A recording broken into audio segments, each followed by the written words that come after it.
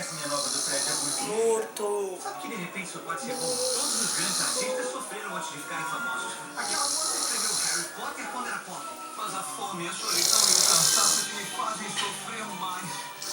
Caramba, será que essa noite ainda pode piorar?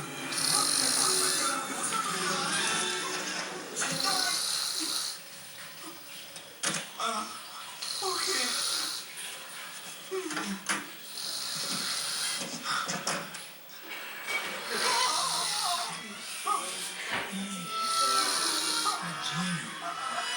Tadinho.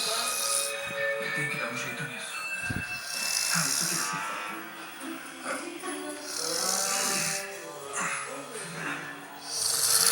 Não se preocupe, amiguinho. Vão acabar com seu sofrimento.